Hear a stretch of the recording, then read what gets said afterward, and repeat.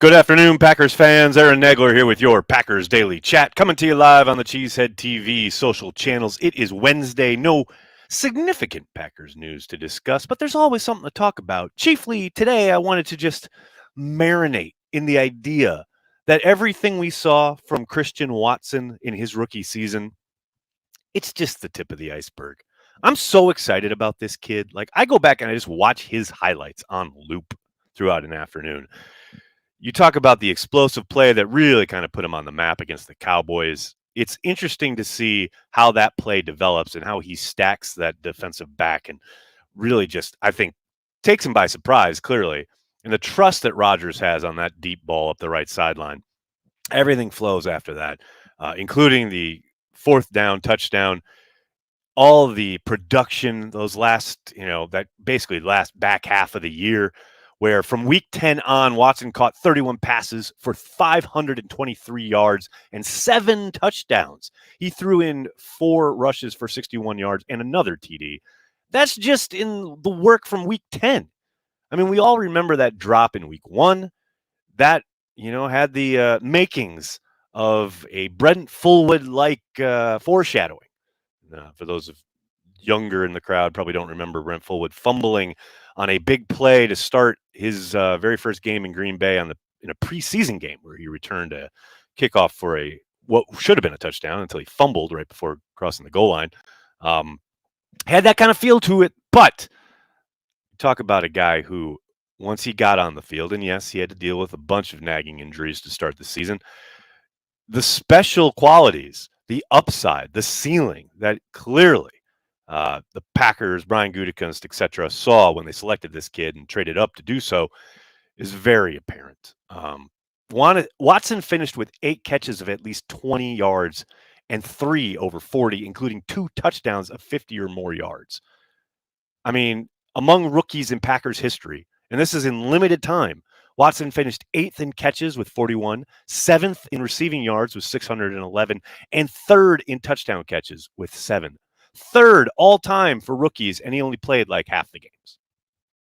This guy, the sky is the limit. And I'm here to tell you, and, look, we all are waiting to hear what Aaron Rodgers decides. I'm telling you, I think there's a good chance that just the presence of Christian Watson alone might make Aaron Rodgers seriously consider coming back to play another season in Green Bay. I mean, if you're sitting there as Aaron Rodgers and you see how this kid is basically a cheat code, I mean, whether it's, being able to throw the ball up to him and have him go get it, or it's defensive coordinators having to worry about him and adjust their coverage, you start to see some possibilities here as a quarterback. I wouldn't be surprised if Aaron's tempted, I only get 1 season with this kid. Are you kidding me? And half a season at that? Let's get a full 17 games under our belt, shall we? Would not surprise me in the least. But regardless of who's playing quarterback, Christian Watson is going to put up numbers, especially in this offense. The ability that he has, what's so exciting is that you can't pigeonhole him. You can play him across the formation. Hell, I wouldn't be surprised if we saw him out of the backfield on occasion next year. The ultimate blue chip type player, a guy who can tilt the field. Sky's the limit. Now, I say all this, and of course, he has to do the work. Defensive coordinators are going to sit there on their hands and say, oh, okay, have a great time. I mean, teams are going to start trying to scheme things up to take him away and to account for him. I think there's only so much you're going to be able to do if this kid comes right every week, does the work in the offseason, and continues to get better. That's how good he can be. He can be a truly special player in this league. And I think that is mostly down to him. And I'm excited to see what he does entering year 2. I'm excited to see what's going on in the comments section. Good to see everybody. Hope everyone's doing well. I see TKM is at his post. Always good to see you, TKM. Thanks for joining us. Godsmack AR69. What a handle. Thanks for the super chat. Yeah, it's the time of the year when we fans get to horrifically suffer through mock drafts and watch the draft industrial complex be wrong about everything. Haha. Sigh. I hate this time of year. Well, you don't have to engage in it. The draft industrial complex is only as powerful as you make it. Just say no to the DIC. Just say no to the dick. That's all I can ask. Look, as I've stated 100 times, and I'll state 100 times more, mock drafts are fine. They're great conversation generators. Just don't expect them to be correct because they're never going to be. But I understand their usefulness. I understand how people have fun with them. That's great. And if that's your thing, dope, do that. But for those of you like Godsmack here, yeah, just keep scrolling. No need to engage. And I get it, like you want to engage in Packers content, but all there is on offer is like mock drafts and draft talk. That's why we're here at Cheesehead TV to talk about Christian Watson, how baller he is, among other things. But I hear you, man. I totally hear you. Smalls, thanks for the super chat. If Packers Nation is comparable to Man U, what NFL fan base is Man City? I don't know. I saw the Man City match against Arsenal a little bit ago. I was watching Chelsea absolutely dominate right up until it's time to score throughout an entire match and then give up a counter that, of course, just sucked the life out of the whole fucking proceedings for me. I don't know, man. I'd have to think about it. Man City, probably, I don't know, man. Cowboys fans, maybe, at this point? Or maybe Broncos fans, since their team is now, accused of financial wrongdoing, much like the Broncos back in the day. Don't ever forget, Packers fans, the Broncos won that Super Bowl over the Packers, but they did so by cheating the salary cap. Those are facts. Big asterisk. Big asterisk on John Elway's Super Bowl there against the green and gold. That's all I'm saying. It's all I'm saying. I speak truth only. What else we got? Packers need to look at Sidney Brown in the draft. Dan, I will take your word for it. I've barely looked at draft eligible players at this point. I will probably have to start doing so pretty earnestly starting next week. Will Rodgers retire after he comes out of his cave? That would be the most surprising thing to me. The least surprising would be him coming back and playing for the Packers one more season. Medium surprise would be a trade. A retirement straight up would be, I'm not going to say shocking because I do think it's on the table, so it shouldn't be a shock to the system, but that would be the most surprising outcome. I don't think he's ready to hang him up yet, but you never know. We'll see. Will Rodgers retire after? Well, I already read that one. Super Bowl, yes, Johnny, that Super Bowl did happen. I can love 12 and want Jordan Love to play in the green and gold. Yes, Clayton, absolutely, 1,000%, not a question. No one's saying you can't. Oh, maybe some people on Twitter do, but Twitter's not a real place, so you don't have to worry about it.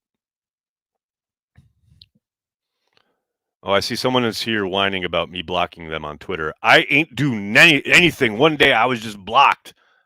Well, Kyler, I'll say traditionally, if you quote haven't done anything to me, it's because I saw you do or say something to or about someone else. Man, if you're a dick to one of my friends, you get blocked. If you're a dick about like people in general, you get blocked.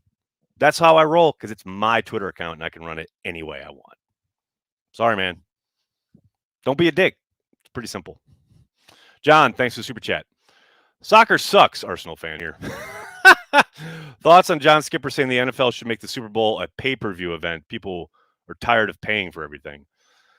I'm shocked, actually, that the NFL hasn't gone pay-per-view at this point in my life. I remember when I was growing up, there was lots of talk about that. Like eventually, by this point in my life, we'd be paying a la carte for all the games, and we would be able to pay, for just a Packers package and all that nonsense. Of course, that hasn't happened. I'm talking like in the 80s. This conversation was happening. So could it go that route? Yeah, I could see it.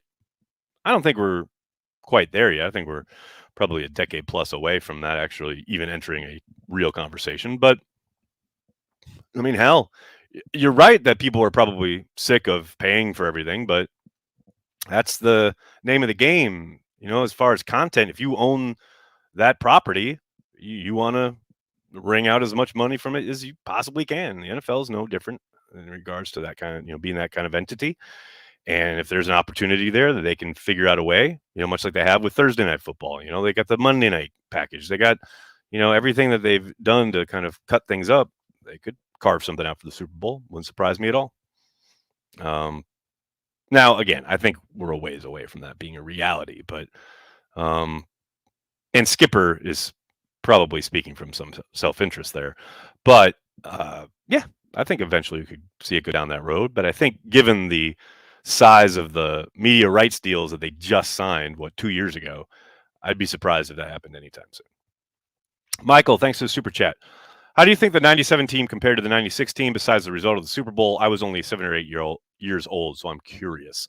I'll tell you what, it's interesting because their defense wasn't quite as good, but they were still, obviously championship level.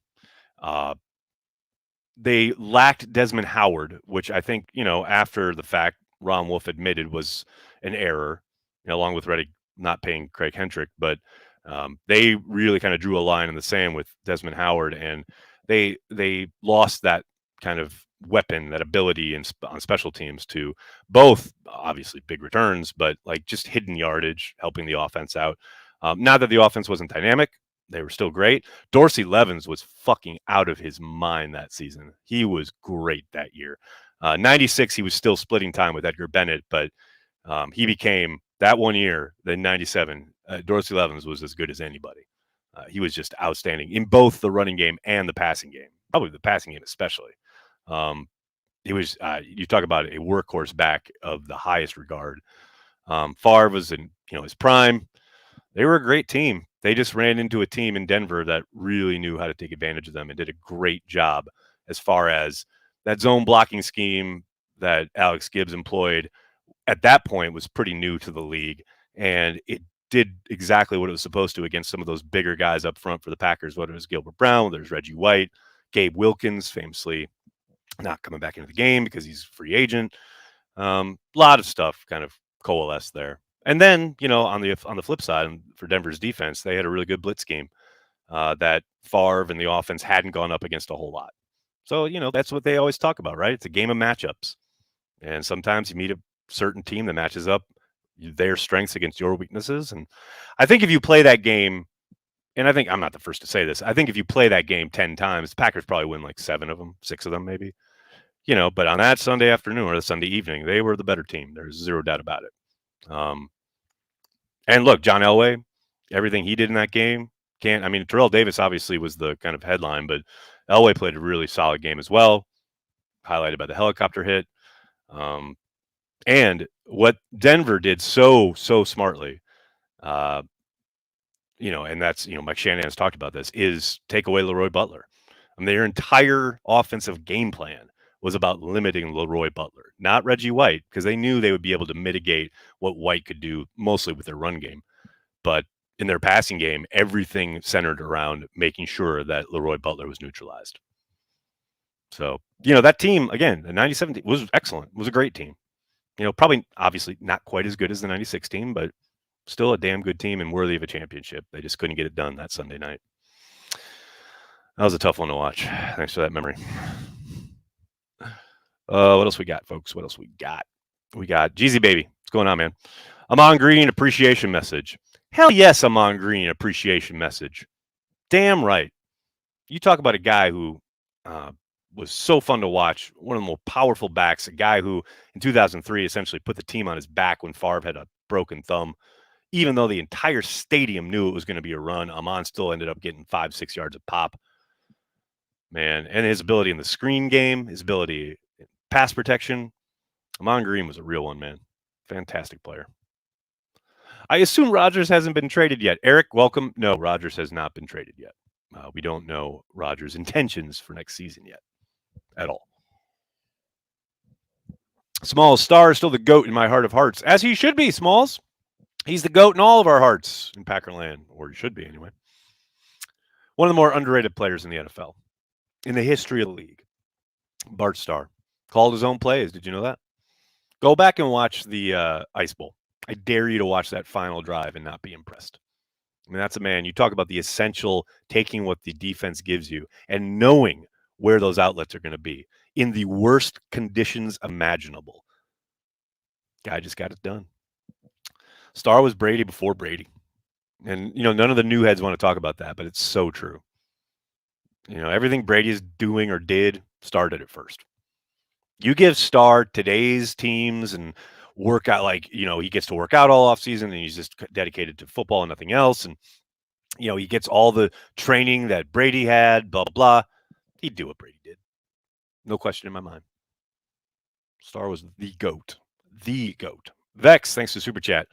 Remember when the Packers were the next dynasty? Oh baby, why you got to hurt me like this, Vex? I was talking about this with Jeff Schwartz on the old Twitter last week prior to the Chiefs winning the Super Bowl. And Jeff, he said, I still think even if the Chiefs win, which they have, they're still not quite a dynasty yet, but they're on their way. And yeah, I remember, both times the Packers losing that Super Bowl, and then, with Rodgers, winning the Super Bowl and then going 15-1. Both times it felt like, okay, here we go, baby. And then it all falls apart. That's the National Football League, man. Life comes at you fast. You think you're on the cusp of something extended and great, and all of a sudden, a couple people here, a couple injuries there, maybe some coaching changes, and you're back to square one. It ain't easy, man. It ain't easy. Flambo, thanks for the Super Chat. Could you say that in the past 3 years, the Packers have been the most unluckiest good team? We got injuries, drops, fumbles, and didn't get the calls. Yeah, I'm not going to go with the calls thing because, great teams rise above it. I know it sucks, and you can definitely point to a number of calls, but, man, every team has to deal with bad calls. And if you're a great team, you overcome it. That's just the nature of the league, There are fumbles and drops and luck involved in every championship. There's no doubt about it. Injuries, I don't think you have to look much further than Bakhtiari. If Bakhtiari doesn't have this freak injury on New Year's Eve day a couple years ago, I'm pretty confident that the Packers at least are in a Super Bowl and probably winning one in that stretch. I believe that way more than I believe all this nonsense I see on Twitter this last week about if the Packers had drafted T. Higgins, they would have won a Super Bowl. Right, that's why T. Higgins is at home watching the Super Bowl. No one player that you draft is going to just miraculously punch your ticket to the Super Bowl. I mean, it may improve your offense, may help your quarterback put up some numbers, but, there's just way too many levels. And that's why I say, like, even the Bakhtiari thing, like, they had a much better chance if Bakhtiari's healthy. Obviously, goes for any number of injuries, but hey, man, every team has injuries. Every team's dealing with that shit, No one flies through the season with a clean bill of health. No one flies to a championship without having to deal with adversity. That's part of the gig. And it's not like I don't think the Packers tried, They definitely made moves. They tried to adjust, but definitely those last two games, whether it was against the 49ers or the Buccaneers, they just couldn't hold up front on offense. They did the job defensively, especially in the second half against the Bucs, not so much the first half, but certainly against the 49ers. They did the job defensively. They just couldn't make it work up front on offense. And that will forever be a what if. Godsmack again. Thanks, man. Thanks for emotional help. I just hate hypothetical mock drafts. Even if it comes from our brother Andy Herman. Love him. They still grind my gears. And I get it, man. But again, you control your input here on the old internet. Input, output, baby. You control it. That's what's so beautiful about the internet. You are the ultimate curator. Whatever you want to engage in, you can engage in. You don't want to engage in it, just keep scrolling. And look, I know the internet is designed. I mean, by the very existence of most of it is designed to get under that, like is to get you engaged with shit that is inconsequential and get you emotional about it. I will say this new Twitter algorithm where they have like the following and the for you, and they almost always try to default to get you on the for you page. The for you stuff is really well done in this regard, as far as finding tweets that they know you will engage with and that will get under your skin and prompt a response. It's noticeable. They've done a very good job of that. Now I have to catch myself and go, well, I'm going back to the following, not the for you. Because the for you page is just about trying to goad you into engagement. And that's the internet.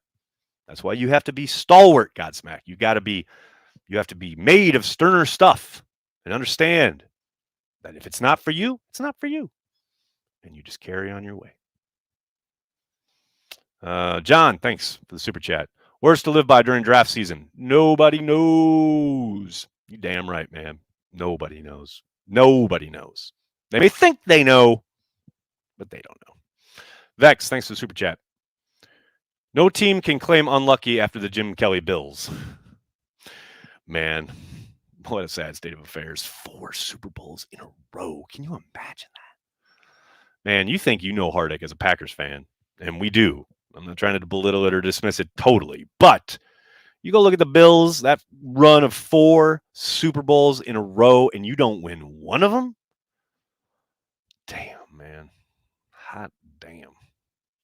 Johnny Rivers, I am God on the internet? Yes, sir. Yes, you are. Trading love is nonsense. Yes, it is. And I've seen those tweets and I've seen people suggest it. And hell, who knows? Maybe the Packers even entertain it and or do it. I don't take anything off the table at this point. But yeah, I agree. You've drafted and developed him and now you're going to trade him away? What? For what? One more year of Aaron Rodgers? You talk about dumb with a capital D, that would fit the bill. No doubt about it. Next, you get your girlfriend something for Valentine's Day. Brandy, I took her out for dinner last night. We had a lovely time. I got my girls a little something each, and that was about the extent of it. It's a greeting card holiday. I try not to engage too much, but, there are certain expectations that come with a holiday of this kind, and didn't want to leave the girlfriend totally hanging. So, yes, we had a lovely meal. Japanese restaurant out by her place, and it was lovely. I hope Brandy's hubby treated you well for Valentine's Day, and I'll see you guys on Thursday at happy hour. It would be nice if Watson and Dobbs could stay healthy. I agree, Chris, but they play football. I don't know if you've heard, but it is a violent sport, and the injury rate is 100%. This reminds me of when Rodgers was a rookie and he got hurt. His first 2 years, actually, he consistently got hurt, and everyone's like, "Oh, they got an injury-prone quarterback." All right, he's playing football. He got hurt. Can we just let the guy, have a career first before we start bitching about him always being hurt? That's all I'm asking. That's all I want. Just let it breathe. Just let it breathe, man. Just a little bit. Just a little bit. What else we got, folks? Oh, legless. That's funny. Love will be QB1 in 2024. Tony, I think that's a good possibility. I know everyone's like angling for this year to be the year, and I would love it. But I still think, man, in my bones, I still think Rodgers is back this season for one more hurrah. And then they turn to Love next season. That's just guesswork on my part, but we shall see. All right, everybody. I got to get going. I can't thank you enough for hanging out, talking Packers each and every day, Monday through Friday, right here on the Cheesehead TV social channels. Hey, I know I mentioned happy hour, but if you're in the New York area, I'm meeting a bunch of people here in Astoria tonight at Jack Jones here on Ditmars Boulevard, 6:30 till whenever. I'm going to have some beers, going to eat some food, going to have a good time, talk some Packers. If you're in the area and you're hearing this live, come on down, baby. It's going to be a lot of fun. Some Cheesehead TV Patreon members are going to be there. Carry the G Club members, Packers fans in general. It's going to be a good time. We're going to be at the pub, having beers, talking ball. Hope you can join us. Matt's got his last super chat in here. What's up, buddy? Like you said, when Green Bay took Love in the first round 3 years ago, Goot threw his nuts on the table. Well, now it's time to whip him out again and get a return on his investment. Well, I would have liked to see him grab him a little earlier. I would have liked to see it happen last year when would have got a fucking haul for Rodgers. But yes, I would like to see Brian get a return on that investment. We'll see. Still not convinced it's going to happen this season, though. Who knows? We'll find out, hopefully, when Rodgers returns from the darkness, whenever the hell that's going to be. Thanks, everybody. Thanks for tuning in. Thanks for checking out cheeseheadtv.com and making Cheesehead TV part of your daily Packers routine in any way, shape, or form. We greatly appreciate it. Please do me a monster favor. Hit like on the video. Subscribe to the channel. And then tell your friends and tell your family, Cheesehead TV, we are devoted to Green Bay Packers fans worldwide. Thanks a lot, everybody. Have a great night. Go Pack Go.